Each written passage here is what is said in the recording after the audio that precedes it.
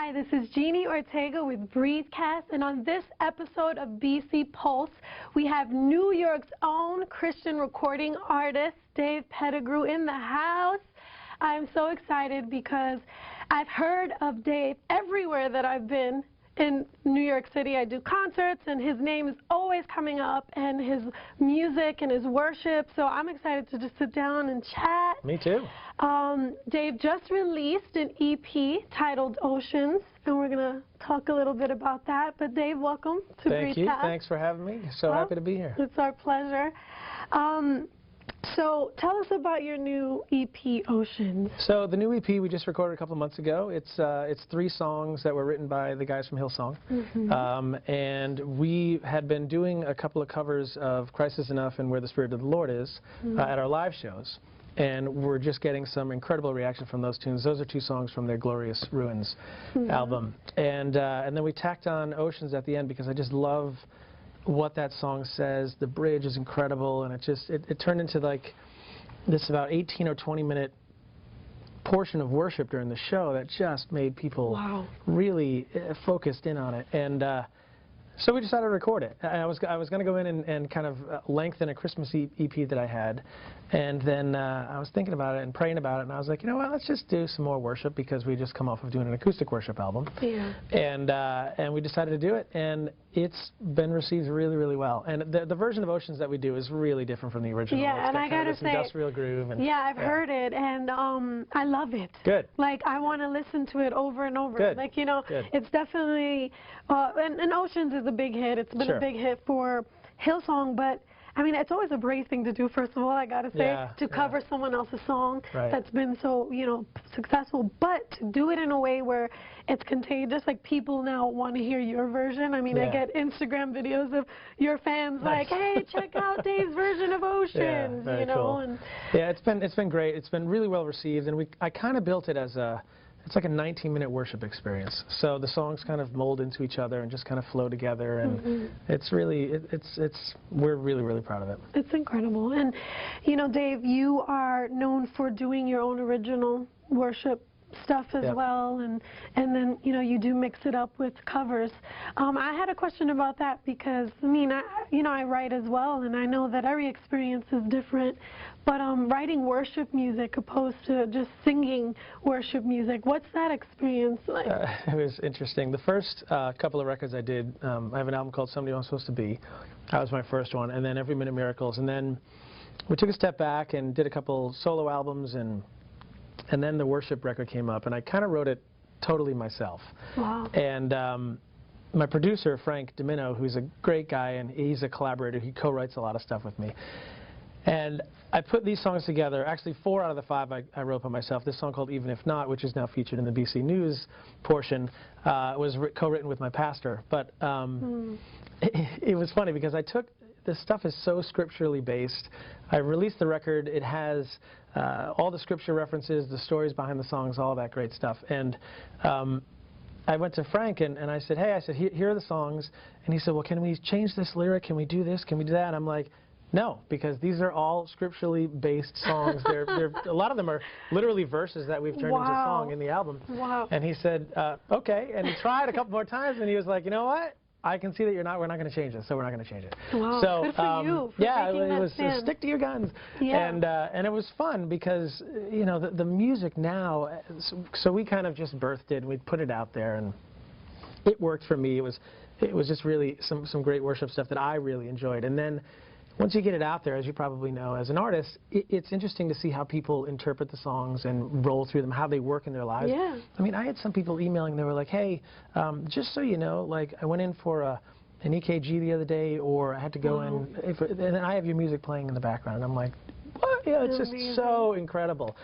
People pray to the music. People have Bible studies to the music. I mean, it's really awesome.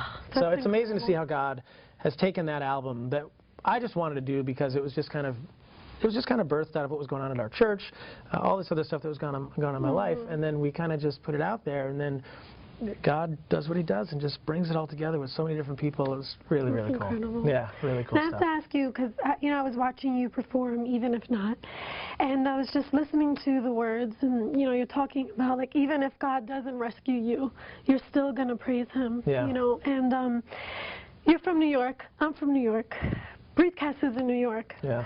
But there are so many people out there that don't even know there is a presence of Christians and real, Bible-believing and, worshiping Christians in New York or even on the East Coast. Yep.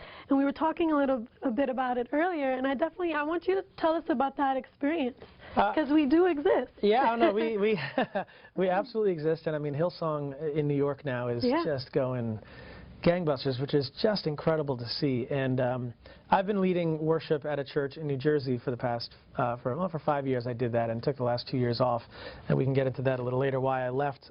But it's an incredible community. I mean, I've had incredible shows in New Jersey, New York, Connecticut, Pennsylvania. We just have so much.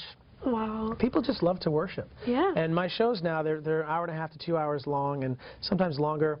But it kind of starts off with some of my original stuff, and I have all these stories that go with the songs and all the scriptural stuff, and then we kind of morph into this whole worship thing. And when that happens, you can feel, the room. There's a presence in the room. God's Spirit just rolls in. People just, tears and kneeling, and it's incredible. So, yes, God is alive and well in New York City. Yes, you hear that?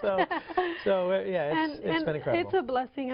I know it's a blessing for you to see and experience and to be a part of, and it is for us as well. Yeah. To get to sit down with some of our natives, and actually talk about God and his goodness. But I did want to ask you briefly, we're going to wrap up in a minute, but you do have the experience from, working in a church for, you said 5 years. Yeah. And now you're not. So tell us a little bit about that and where you are now. Absolutely. The day-to-day or week-to-week worship leading in this church was fantastic, and I built a great community, and the people just loved it, and it just got to the point where I really felt like God was saying, hey, why don't you take what you've built here and bring it to churches that don't have it in the area. Wow. So I kind of stepped down, and now we're taking this worship experience. We come in with lights and a screen and projector and all this kind of stuff, and take it to Presbyterian churches and Lutheran churches that have no idea what contemporary worship is. Wow. And we go in, we open it up, and sometimes it's too loud, or, there's all these complaints, but at the same time, their youth groups come and just kind of put it all together, and it's been really, really cool. And God is just really starting to bless it. We've seen some incredible evenings of worship with these churches that normally wouldn't have this type of thing. That's amazing. And even for our audience, we do have, I guess maybe the younger, we do have a lot of younger people as our audience here, and we know, that regardless of the denomination or what, as a Christian, you are looking for something where you can just kind of feel a little bit more related to in terms of this. So it's great that you're also reaching that demographic, but also, introducing people that might not necessarily know what you do. Yeah, totally. To the worship and your style. So that's great, Dave. Well, tell us, we're wrapping it up, but tell us a little bit how to get in touch with you and how can they keep in touch with you. And it's been a privilege. You can hit my my website. It's davepettigrew.net. And if you want to download some free music, just go to freedpdownload.com. But I encourage you to stop by the website. I'm a World Vision artist as well, so if you're interested in sponsoring a kid, saving a life, just go to sponsораchild.net, and you can just start flipping through kids there, and you can literally save a life. So many kids these days are dealing with no food, clothing, just poverty beyond belief, and we don't really feel it here in and around New York City. But these kids are you're never going to meet this side of heaven, but you can literally save their lives. It's for $35 a month. That's incredible. So I've been doing that for over 5 years. It's been an incredible thing to do as well. So. Wow. Well, Dave, thank you for your ministry, for your heart. We appreciate you here at Breathcast. Thanks for having me. Dave is so gracious that he's even given us some free EPs to give out to our audience. So stay tuned for that, and thank you for tuning in. Thanks, guys. Later.